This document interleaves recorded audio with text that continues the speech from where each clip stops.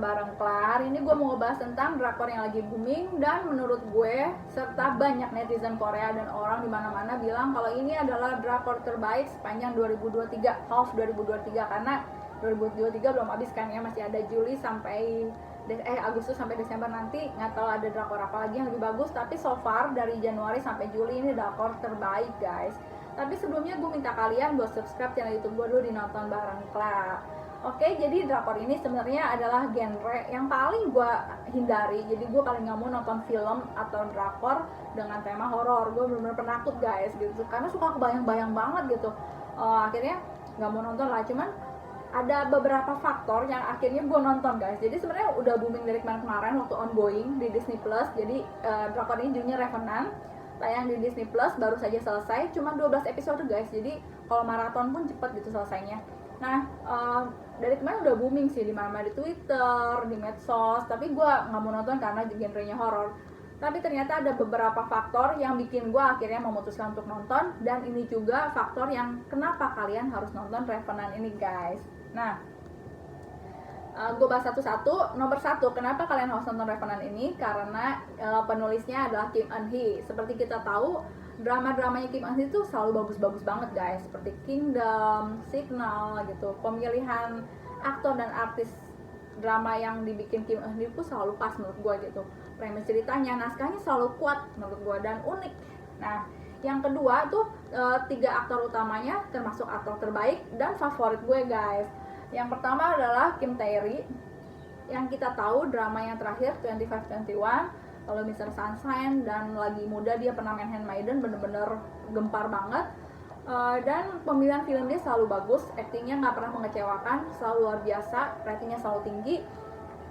Di sini dia duet sama aktor senior yang juga pernah menang Baeksang Award. Jadi maupun Kim Tae-ri maupun aktor ini pernah menang, yaitu Oh Jung Se, yang kita tahu perannya terakhir tuh di It's Okay Not to Be Okay sebagai Mungtae atau orang yang punya keterbelakangan mental. Lalu yang ketiga adalah Hong Kyung.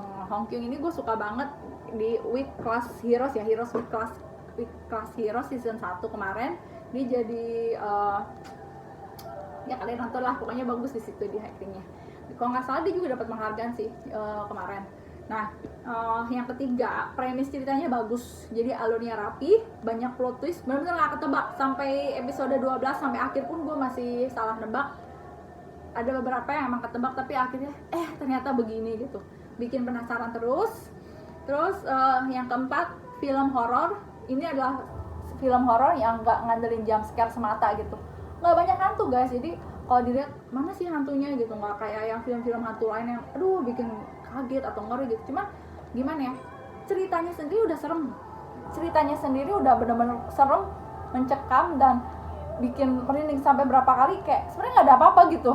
Gue nutup mata padahal nggak ada apa-apa emang gitu. Bukan karena musiknya juga guys, tapi vibe-nya, ceritanya, dan apanya ya, naskahnya bikin ngeri gitu.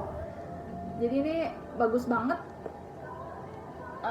Romance-nya tipis-tipis, nggak kurang nggak lebih, cocok untuk genre kayak gini.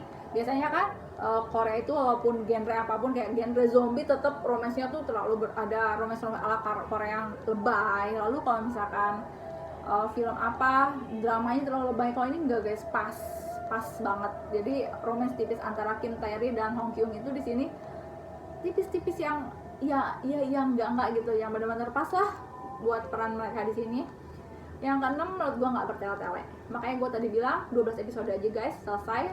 Ceritanya padat, dan 12 episode itu isinya banyak sekali.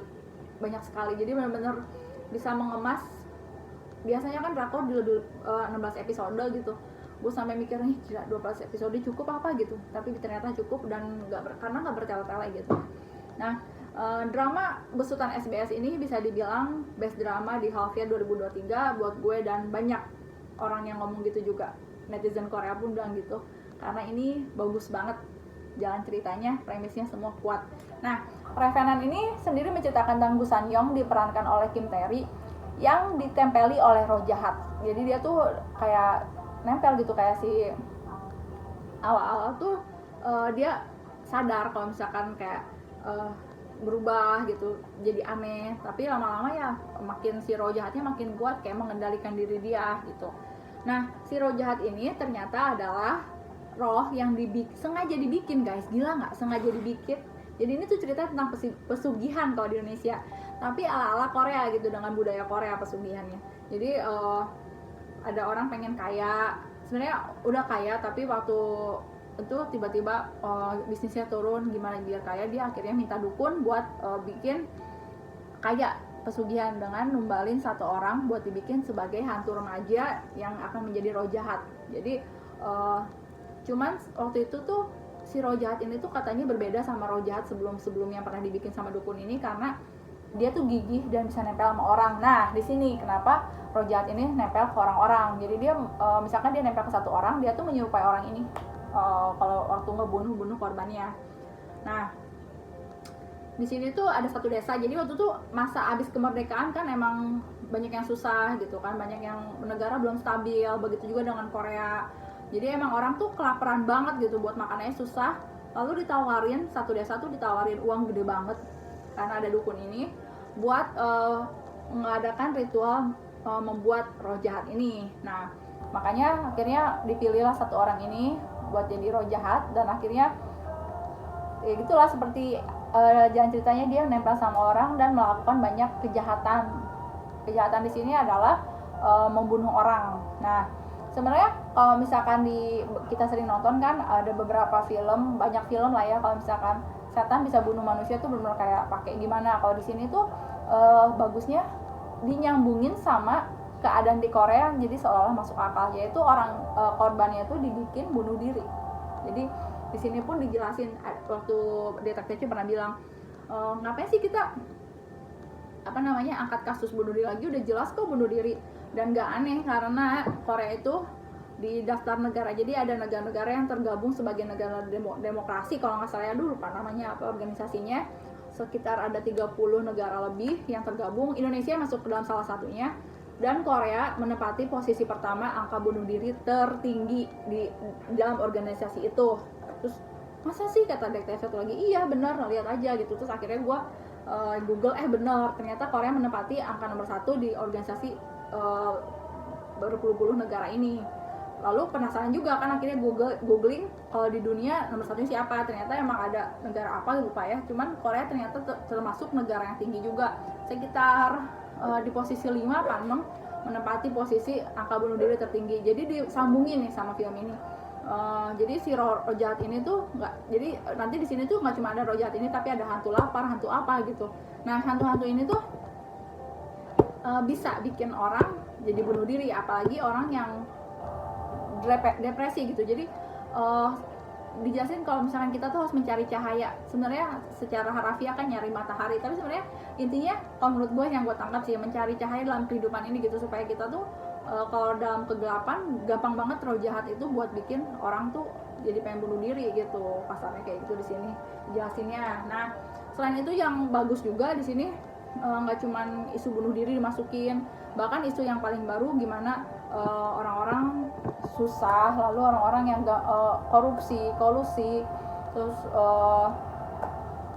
ada juga yang penipuan uang zaman sekarang, saking susahnya hidup sampai ada yang pinjam legal mahasiswa, sampai yang dia ketakutan karena banyak mahasiswa bunuh diri. Waktu itu ada satu kasus di sini juga, ada mahasiswa yang tiba-tiba bunuh diri di kamarnya. Kalau dibilang di sini karena aksi roh jahat ini sendiri, roh jahat juga, tapi latar belakangnya tuh karena ternyata mahasiswa ini tuh minjem di pinjol ilegal gitulah, di pinjol ilegal gini gitu. Terus akhirnya stres, nggak bisa bayar karena bunganya semakin lama semakin tinggi, akhirnya memutuskan untuk bunuh diri. Ceritanya kalau di sini seperti itu. Jadi menurut gue sih benar-benar relate banget sama fakta dan kejadian saat ini gitu. Nah, yang terakhir yang menurut gue bagus banget itu kan saat si Gu Sanyong itu berhasil mengeluarkan roh jahat dari badan dia tuh kan sebenarnya ada satu profesor yang Sung Jae ini nyari tahu gimana caranya.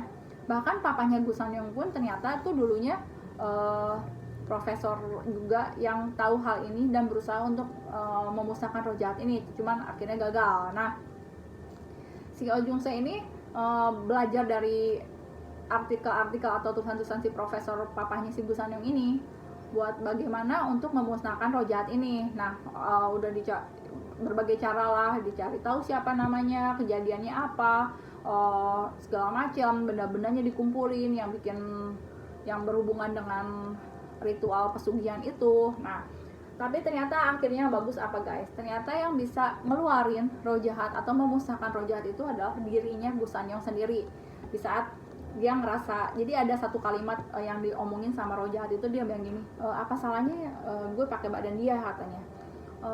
Dia nggak mau hidup kok, cuman karena dia capek kerja, kesepian, stres, dia memutuskan untuk mengakhiri hidupnya. Jadi kalian tuh menyia-nyiakan hidup kalian yang udah dikasih, sedangkan kita dulu tuh kelaparan sampai harus makan kulit pohon untuk demi bertahan hidup gitu, dia bilang gitu. Di sini bagus banget gitu, bener-bener nempeleng banget orang masa kini. Dulu mau makannya susah, sampai katanya kalau cerita orang tua zaman dulu, satu telur aja dibagi 9 anak gitu, terus nasi dibikin bubur supaya jadi banyak. Sesusah itu guys zaman dulu, buat makan aja susah banget, boro-boro bisa main kayak sekarang. Kalau orang zaman sekarang nggak bisa main, stres, depresi gitu. Kalau zaman dulu tuh nggak bisa makan, tapi mereka berusaha untuk bertahan hidup. Makanya si hantunya bilang gitu lagi pas dia merasuki si Gu Sanyong. Akhirnya jadi ternyata kalau orang yang kerasukan itu jiwanya masuk ke dalam badan itu orang, lalu kayak ada rebutan sama roh jahat itu, siapa yang menguasai badannya dia gitu, yang lebih dominan siapa. Dan akhirnya yang bisa menangin pertempuran itu diri dia sendiri saat dia sadar kalau misalkan dia tuh pengen hidup gitu. Dia bilang akhirnya dia pengen hidup waktu dia mengenang masa-masa dia sulit, kayak dia tuh susah, udah jatuh ketimpa tangga, terus semakin dia terpuruk semakin dia kalah, tapi semakin dia punya motivasi atau semangat hidup tuh semakin mencari cahaya yang tadi gue bilang. Akhirnya si roh jahatnya kalah, karena emang dasarnya yang pernah gue baca itu, roh di dalam diri manusia tuh jauh lebih kuat dibanding roh-roh di luar sana. Cuman manusia tuh lemah gitu kadang-kadang. Jadi roh jahat itu manipulatif. Di sini jadi bilangin kalian hati-hati sama roh jahat, karena dia tuh sangat manipulatif, bisa bikin pikiran kita tuh ya begitulah, kalah pikiran kita. Jadi yang harus kita kuatin tuh pikiran dan jiwa kita supaya gak kalah. Jadi bagus banget, ini pelajaran yang gue dapat dari drakor 12 episode bergenre horror ini guys. Nah, yang belum nonton, kalian bisa nonton karena udah selesai di Disney Plus, jadi gak usah nunggu tiap minggu lagi. Nontonnya jangan sendirian dan malam-malam, teman. Walaupun nonton siang-siang ternyata masih ada efek seremnya juga, sampai serem lihat jendela dan kaca, tapi benar-benar bagus banget buat ditonton. Jadi hantunya bukan hantu-hantu yang seperti kalian bayangkan, seperti Sadako gitu, enggak. Benar-benar hantunya ya begitu, yang bikin serem ceritanya guys. Oke, sekian dari gue, nanti kita ketemu di konten berikutnya. Terima kasih yang udah nonton.